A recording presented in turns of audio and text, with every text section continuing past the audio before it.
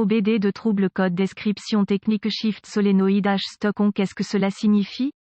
Il s'agit d'un code de diagnostic de panne (DTC) générique et s'applique généralement aux véhicules OBD2 équipés d'une transmission automatique. Cela peut inclure, mais sans s'y limiter, les véhicules de Chrysler, Ford, Dodge, Hyundai, Kia, Ram, Lexus, Toyota, Mazda, Honda, VW, etc. Bien que génériques, les étapes de réparation exactes peuvent varier selon l'année, la marque, le modèle et configuration du groupe motopropulseur. La plupart des transmissions automatiques intègrent un certain nombre de solénoïdes de changement de vitesse, selon le nombre de vitesses à l'intérieur, les codes de panne liés à cela, le solénoïde Esperluette Cote, H Esperluette Cote, sont les codes P076A, P076B, P076C, P076D et P076E en fonction du dysfonctionnement spécifique qui alerte le PCM pour définir le code et allumer le témoin check engine. Si vous avez un témoin overdrive ou autre témoin de transmission, il peut également être allumé. Le circuit du solénoïde de changement de vitesse a pour but que le PCM surveille les solénoïdes de changement de vitesse pour gérer le mouvement du fluide entre les divers circuits hydrauliques et changer le rapport de transmission au moment approprié. Ce processus maximise le niveau de performance du moteur au régime le plus bas possible. La transmission automatique s'appuie sur des bandes et des embrayages pour changer de vitesse et cela est accompli en ayant la pression du fluide au bon endroit au bon moment. Les solénoïdes de transmission sont chargés d'ouvrir ou de fermer les soupapes dans le corps de soupape pour permettre au fluide de transmission de s'écouler vers les embrayages et les bandes pour déplacer la transmission en douceur lorsque le moteur accélère. Lorsque le module de commande du groupe motopropulseur (PCM) détecte un dysfonctionnement dans le circuit de commutation du solénoïde de changement de vitesse H,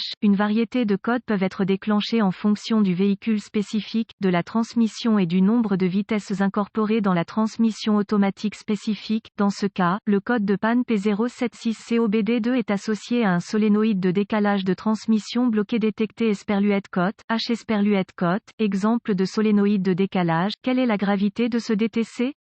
La gravité de ce code commence normalement comme modérée, mais elle peut évoluer vers un niveau plus sévère rapidement lorsqu'elle n'est pas corrigée en temps opportun. Quels sont certains des symptômes du code? Les symptômes d'un code d'anomalie P076C peuvent inclure transmission qui glisse, surchauffe de la transmission, la boîte de vitesse se verrouille dans la vitesse, économie de carburant diminuée, symptômes possiblement de raté d'allumage, le véhicule entre en mode mou, vérifier le voyant du moteur allumé. Quelles sont certaines des causes courantes du code? Les causes de ce code de transmission P076C peuvent inclure niveau de liquide insuffisant, liquide sale ou contaminé, filtre de transmission sale ou obstrué, corps de soupape de transmission défectueux, passages hydrauliques restreint, la transmission a une défaillance interne, solénoïde de changement de vitesse défectueux, connecteur corrodé ou endommagé, connecteur défectueux ou endommagé, PCM défectueux. Quels sont certains dépannages P076C pas? Avant de commencer le processus de dépannage pour tout dysfonctionnement, vous devez rechercher les bulletins de service technique (BST) pour le véhicule spécifique par année, modèle et transmission. Dans certaines circonstances, cela peut vous faire gagner beaucoup de temps à long terme en vous pointant dans la bonne direction. Vous devriez également vérifier les enregistrements du véhicule pour vérifier la dernière fois que le filtre et le liquide ont été changés si possible. Inspection du fluide et du câblage. La première étape consiste à s'assurer que le niveau de fluide est correct et à inspecter l'état du fluide pour détecter toute contamination. Ensuite, une inspection visuelle approfondie pour vérifier le câblage associé pour des défauts évidents tels que le grattage, le frottement, les fils nus ou les points de brûlure doit être effectué. Ensuite, vérifier les connecteurs et les connexions pour la sécurité, la corrosion et les broches endommagées. Ce processus doit inclure tout le câblage et les connecteurs des solénoïdes de transmission, de la pompe de transmission et du PCM. Sur la base de la configuration, la liaison de transmission doit être inspectée pour les problèmes de sécurité et de liaison. Étapes avancées. Les étapes avancées deviennent très spécifiques au véhicule et nécessitent un équipement avancé approprié pour fonctionner avec précision. Ces procédures nécessitent un multimètre numérique et les références techniques spécifiques au véhicule.